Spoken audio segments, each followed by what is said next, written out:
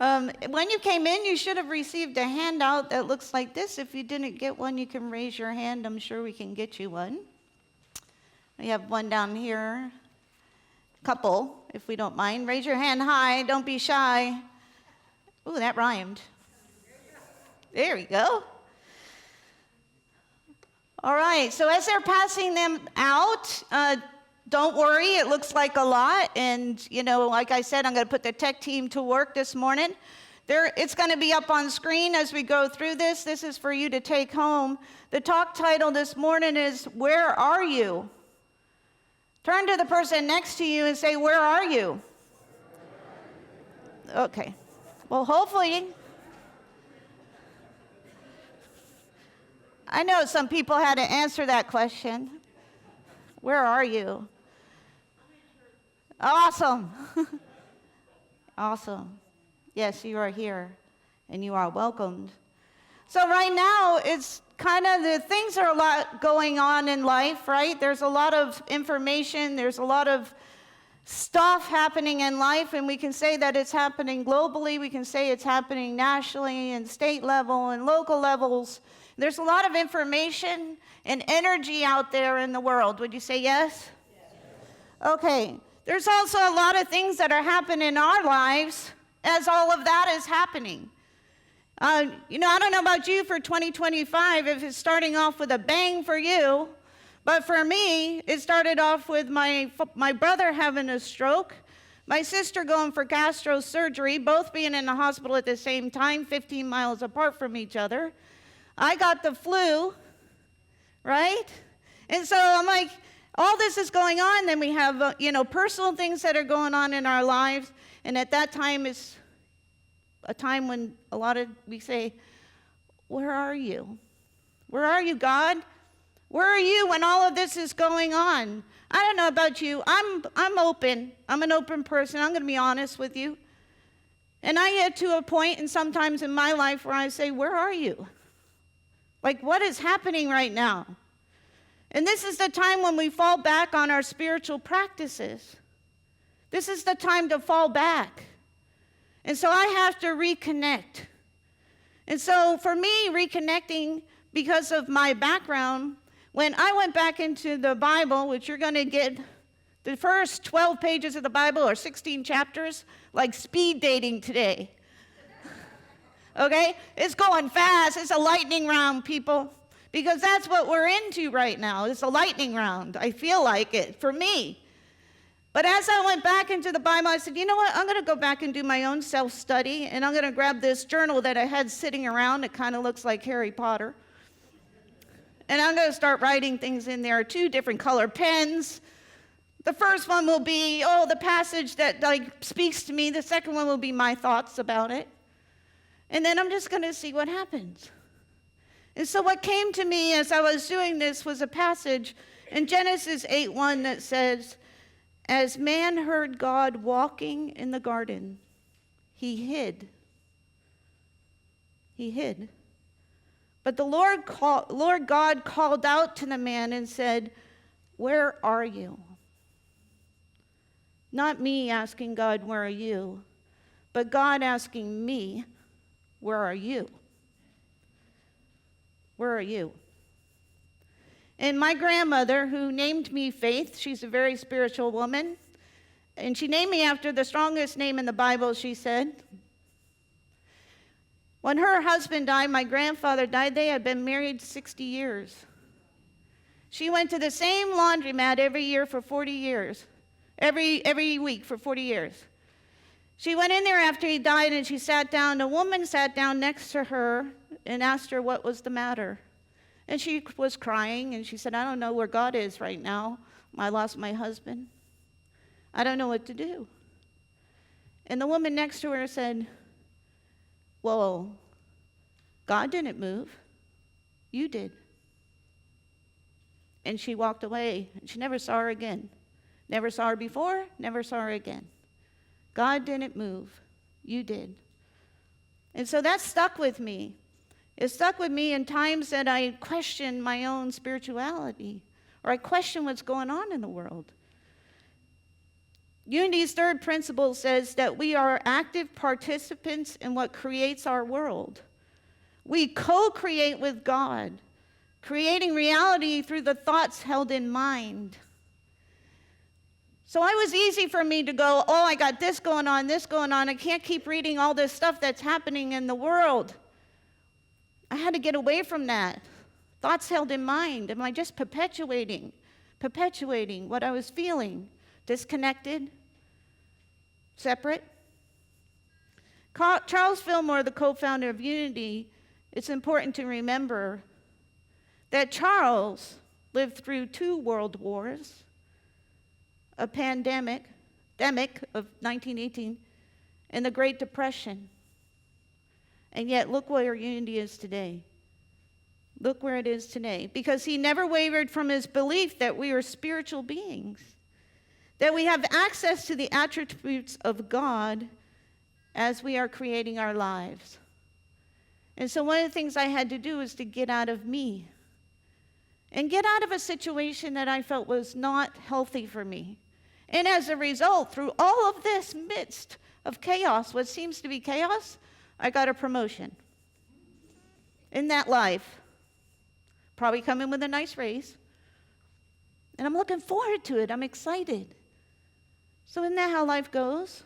One day we're in this chaos, the next day we change our mindset. What Fillmore taught was the instruction of what to do in times of serious struggle. Some people in Unity would call this the dark night of the soul. So in times of serious struggle, where we're not sure, what are we doing? Where is God? Where is God? That we fall back on our practices. And so here we go, folks. You ready? Yes. One of my practices.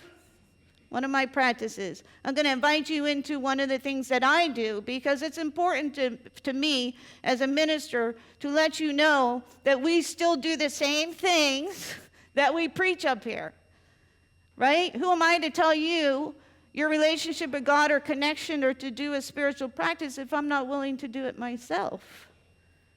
And so this is how it goes. You were given a sheet when you came in here that looks like this. One of the things that we can do in Unity is what we call metaphysics, which is basically just looking beyond the physical words. And Charles wrote a whole Bible called Metaphysical Bible Dictionary, which is available in bookstores as well as online. And so when I went back and I started reading the Bible, what you do in this particular case is that you put in this case, the Bible passage in the left column, and then your thoughts about it in the right column. Now, this could be done with a book. It can be done with a song. It can be done with a poem. It doesn't have to be the Bible. But for me, because the way I was raised, I fell back to the Bible. And so here's what I read. The first 12 pages of my Bible, it's like, oh, things are happening in there. Oh, my gosh, you think things are happening here. But there's all kinds of things going on. So I'm just going to go down the list.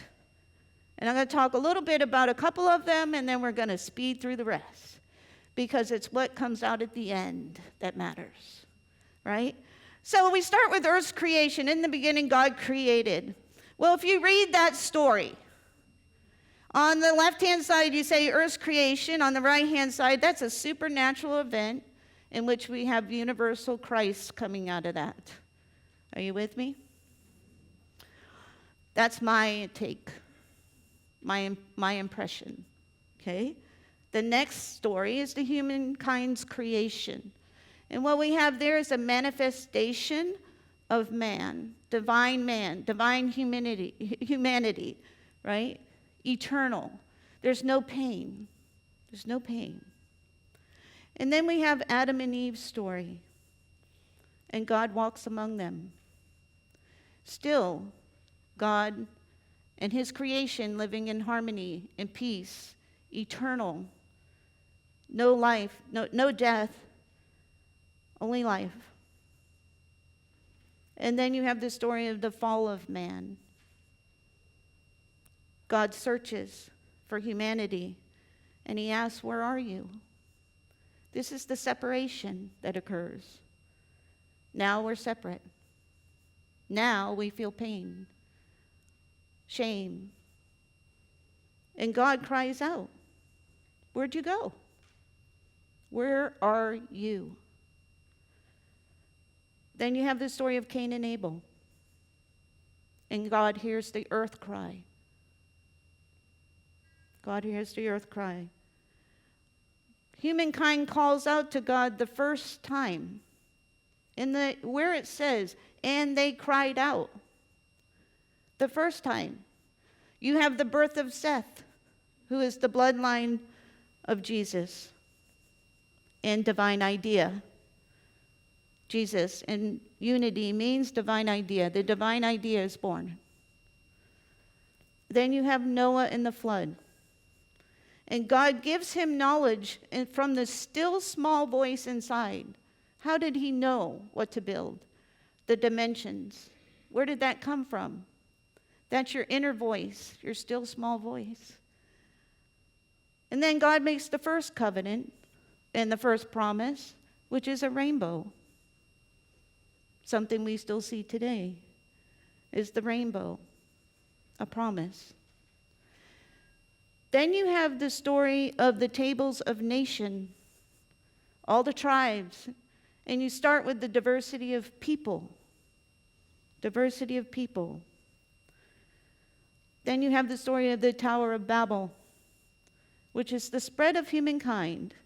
And now there are many paths to God. Many paths. As we saw in the Flames of Faith, many religions, many paths to God. Then you have the story of Abraham, Sarah, and Hagar. And each one of them found their purpose. They got their clarity. They knew what purpose they had to go by. And then you have Abram's relationship with Lot, which is a story about love and compassion. You have the second covenant with Abraham, the second promise, which is the establishment of faith. Have faith in this promise. And then the first angel, angel of the Lord, appears to Hagar. The first angel appears to Hagar and asks, "Where are you going? Where did you come from?" The Lord has heard you.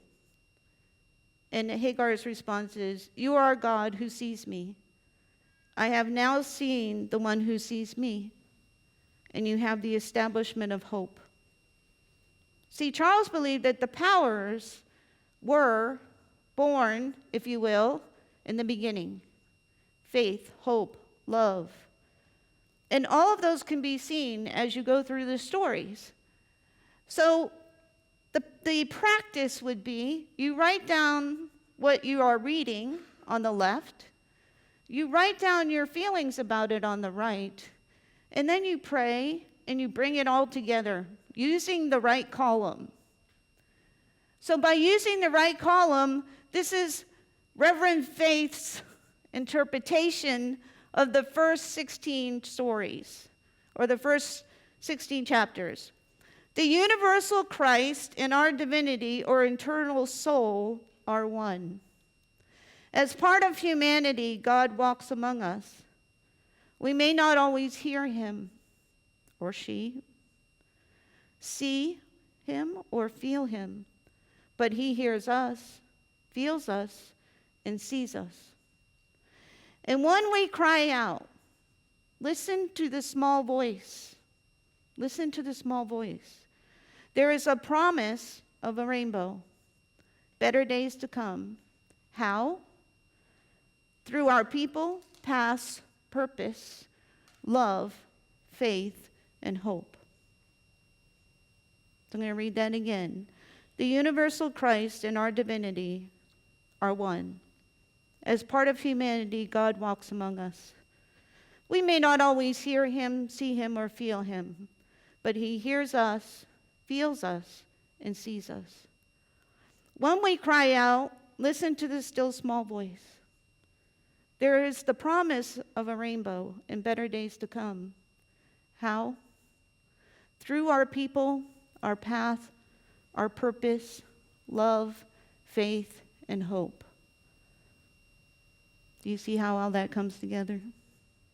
Let go of the words that are there.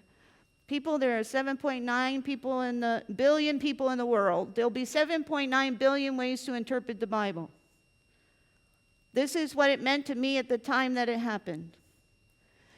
So when you ask and you put that out there and you practice these principles, be prepared for answers. Because you don't get to put stuff out there into the universe and just let it fall. You need to be open and understanding and be prepared for the answers you're about to hear. And so one night after I finished these chapters in the Bible, in my journal, I went to bed that night. Now, my grandmother, I told you, was the one who named me.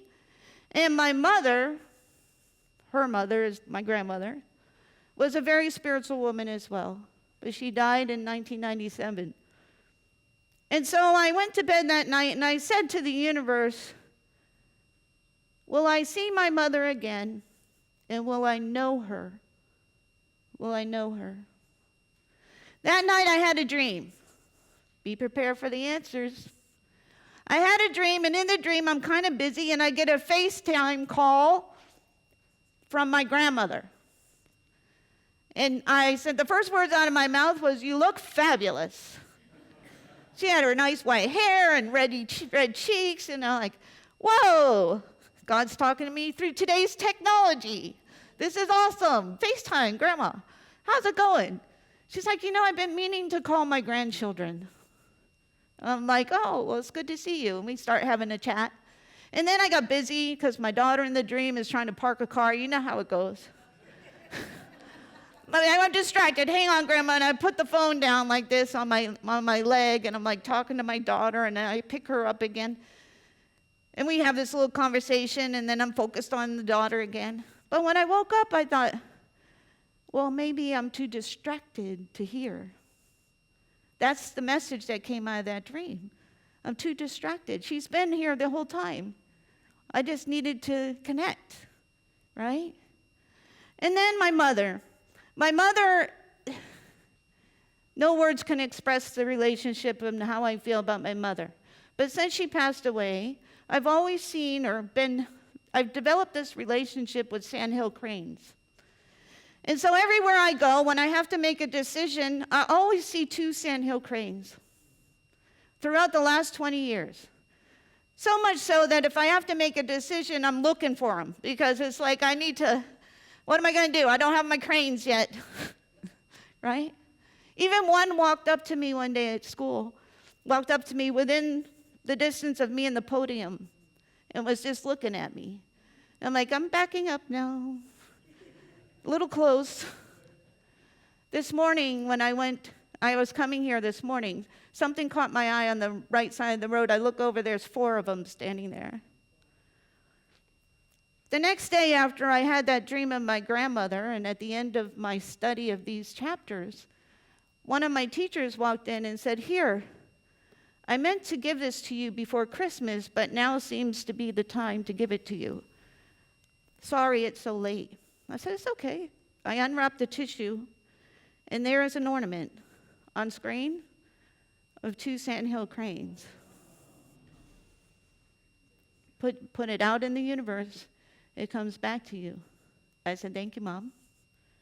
I will know her. I know her now. See, I don't have to wait till afterwards. I'm seeing her now." Isn't that awesome? It's awesome.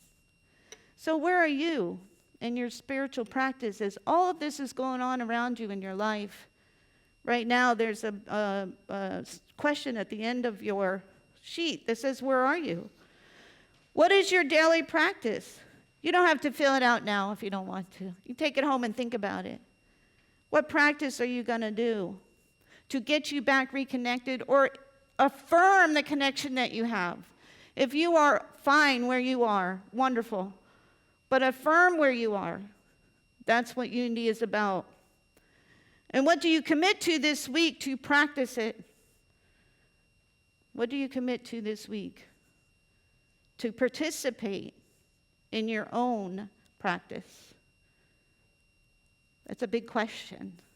What are you going to do to participate? You are the God who sees me. I have now seen the one who sees me.